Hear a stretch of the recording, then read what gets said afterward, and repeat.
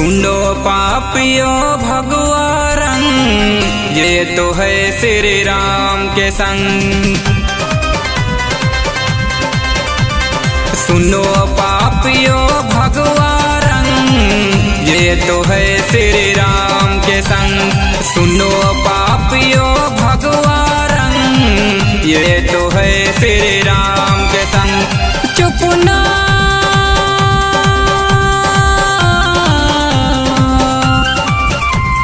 चुप ना बैठो भगवा धार, राम राज अब आएगा। सुनो पापियों भगवान, ये तो है श्री राम के संग। सुनो पापियों भगवान, ये तो है श्री राम के संग।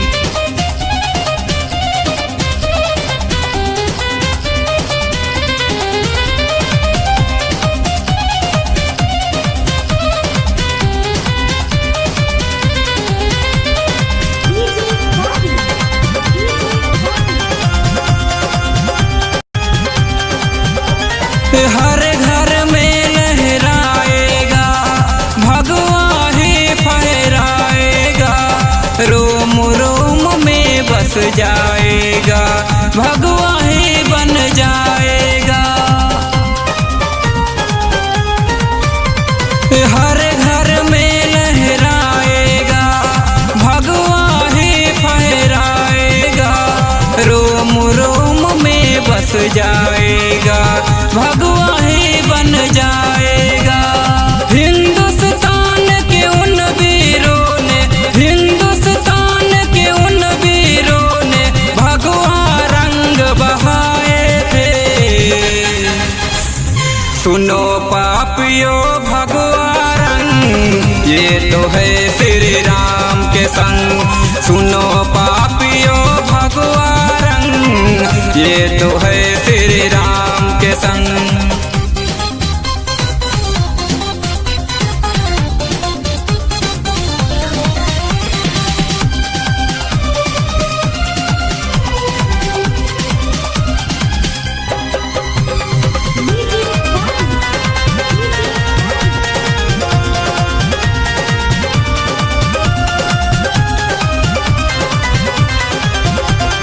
अवध नगर से काशी मथुरा अब हमको अपनाना है। चाहे कुछ भी करना पड़े, अब मंदिर वही बनाना है।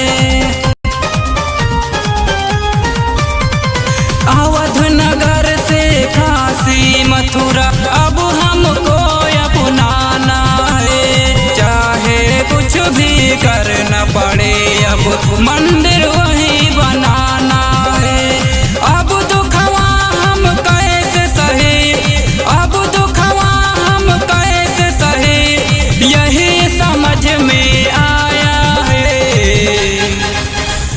सुनो पापियों भगवान, ये तो है श्री राम के संग।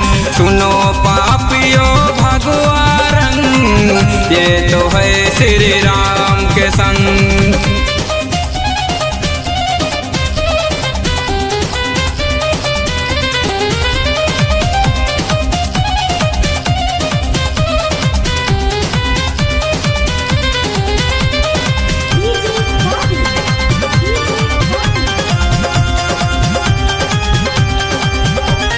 बहुत कर चुके अब वंदना, और पाप नहीं सहना है। चाहे भगवा में मिल जाए, और हमें कुछ करना है।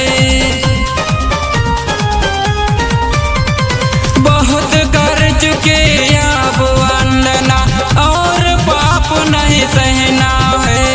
चाहे भगवा में मिल जाए, और हमें कुछ करना है। जागो उठो तुम भगवा धार, जागो उठो तुम भगवा धार। हरिओम वर्मा का कहना है।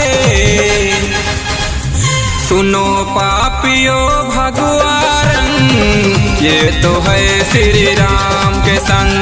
सुनो पापियो भगवा रंग, ये तो है श्री राम के संग।